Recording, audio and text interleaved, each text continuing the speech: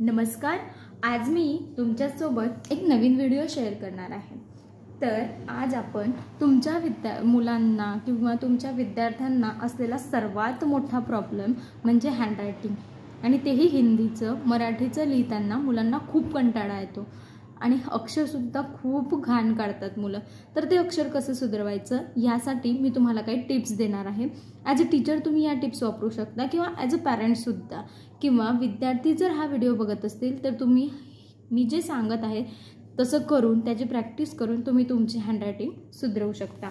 तर चला स्टार्ट करूया। आधी मी तुम्हाला काही रूल सांगणार आहे। तर बघा, पहिला जो रूल आहे तो म्हणजे पेनाचं जे टोपण असतं तर ते आपण नेहमी मागच्या साईडला लावतो। तर असं न लावता आपण या हातात पकडायचं, दिसतंय? या दुसऱ्या हातामध्ये आपल्याला ते पकडायचं आहे। त्याच्यानंतर लिहिताना नोटबुक थोडीशी क्रॉसमध्ये ठेवायची, त्यानंतर हात असा ठेवायचा। आपला टेबलवर जो हात असतो तो अशा पद्धतीने आला पाहिजे, म्हणजेच पूर्ण जो जोर असतो, आपण जे झोकून लिहितो तर आपण असा जर हात नाही ठेवला आणि हा हात मोकळा ठेवून जर असं लिहिलं तर पूर्ण जो जोर असतो तो या हातावरती पडतो। तर असं होऊ नये म्हणून आपण जो हा हात आहे तर हा हात वरती ठेवायचा, म्हणजे पूर्ण जे आपल्या शरीराचं ओझं आहे ते या हातावरती पडेल आणि हा हात फ्री राहील। म्हणजेच यामुळे काय होतं की लिहिताना आपला हात दुखत नाही। ठीक आहे, आपण आता स्टार्ट करूया। मी स्ट्रोकपासून स्टार्ट करणार आहे। सर्वात महत्त्वाचं आहे आपल्याला स्टँडिंग लाईन। तर ही जी लाईन आहे ती नेहमी सरळ आली पाहिजे। तर याची प्रॅक्टिस तुम्ही करू शकता। तुम्ही जर टीचर म्हणून हा व्हिडिओ बघत असाल तर आपल्याला मुलांकडून फक्त 4 वेळेस हे काढून घ्यायचं आहे, कारण जर तुम्ही पहिल्याच वेळेस एक पूर्ण पान भरून काढलं तर मुलं कंटाळा करतील। पण 4 वेळेसच लिहायचं आहे तर ते व्यवस्थित लिहितील। ठीक आहे, त्यानंतर दुसरा जो आहे तर ती आहे आपली आची मात्रा। बघा, दोघं रेषांमध्ये प्रॉपर गॅप हा असला पाहिजे। त्यामुळे काय होतं की आपलं जे अक्षर आहे ते सुटसुटीत आणि व्यवस्थित सुंदर दिसतं।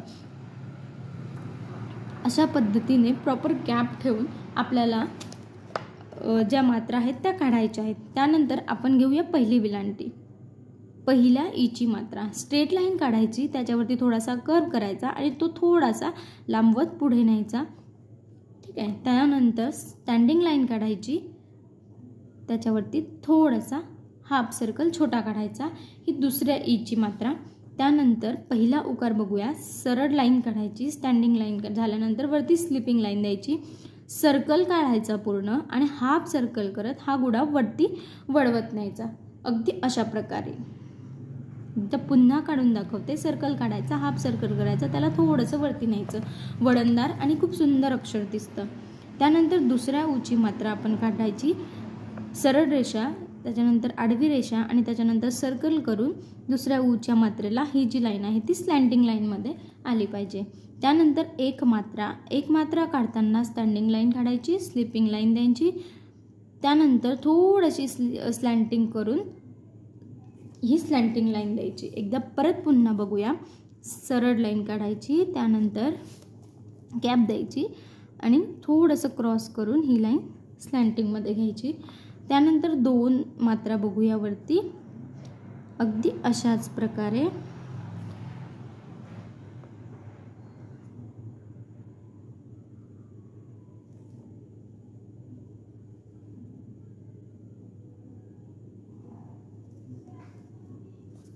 ओके, त्यानंतरची जी मात्रा आहे आपण सर्कल बघूया।